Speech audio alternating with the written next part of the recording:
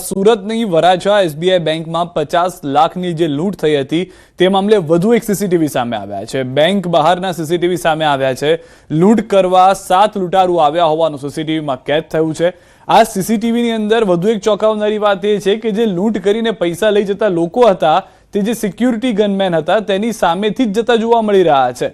સીસીટીવીની અંદર પહેલા તેઓ લૂંટ કરવા માટે જાય છે, કેટલા લોકો છે તેનો આંકડો જોવા મળ્યો, ત્યારબાદ એ જ લોકો લૂંટ કરીને આવી રહ્યા છે। આ સીએમએસની એક ગાડી છે કે જેમાંથી રૂપિયા પણ બેંકમાં જમા કરતી વખતે લૂંટી લેવામાં આવ્યા હતા, તેમની સામેથી આ લૂંટારુઓ નીકળે છે અને સીએમએસની અંદર જે સિક્યુરિટી હતી, જે ગનમેન હતા, તેઓને ખ્યાલ સુદ્ધા નથી આવતો કે આ લૂંટારુઓ બેંકમાંથી 50 લાખ રૂપિયા લઈને ભાગ્યા છે। અંદાજિત 20 લાખ રૂપિયા બેંકમાં પહેલેથી હતા અને 30 લાખ રૂપિયા માટે મૂકવા કેશ જે હતી તે સીએમએસની આ ગાડીને જેને જોઈ રહ્યા છો, જે સિક્યુરિટી ગાડી હોય છે જેમાં કેશ બેંકમાંથી લઈ જવામાં આવતી હોય છે અથવા તો બેંકમાં જમા કરાવવામાં આવતી હોય છે, તેમાં પણ સિક્યુરિટી ગાર્ડ હોય છે, તેઓની સામે આ લૂંટારુઓ જતા જોવા મળી રહ્યા છે। હાલમાં સીસીટીવી જે બહાર બેંકની સામે આવ્યા છે તેમાં સમગ્ર ઘટના જોવા મળી રહી છે। બીજી એક જે પરિસ્થિતિ જોવા મળી રહી છે કે લૂંટ થયા બાદ પણ ત્યાં આગળ હલચલ જે હતી તે સામાન્ય હતી, લોકોને કદાચ ખ્યાલ પણ નથી આવ્યો કે બેંકની અંદર લૂંટ થઈ છે।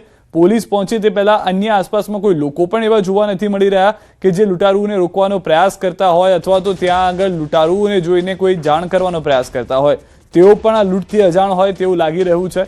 પરંતુ હાલમાં સીસીટીવીની મદદથી પોલીસ હવે એ તમામ લોકોને પકડવા માટે વધુ તપાસ જે છે તે પણ હાથ ધરી ચૂકી છે। પરંતુ ચોંકાવનારી વાત એ છે કે જ્યાં લૂંટ થઈ છે, જ્યાં સિક્યુરિટી ગાર્ડ બેંકમાં થી પણ તેઓ સુરક્ષિત બહાર નીકળતા જોવા મળી રહ્યા છે, ત્યારબાદ અન્ય 2 ગનમેન કે જે સીએમએસની ગાડીમાં હતા, જેઓ સિક્યુરિટીવાળા હતા, તેઓને પણ તેઓ ચકમો આપીને ત્યાંથી ફરાર થતા જોવા મળી રહ્યા છે। કેટલાક ચાલીને ત્યાંથી નીકળી રહ્યા છે। અંદાજિત 7 જેટલા લૂંટારૂ હોવાનું હાલમાં પ્રાથમિક જાણકારીમાં જાણવા મળ્યું છે।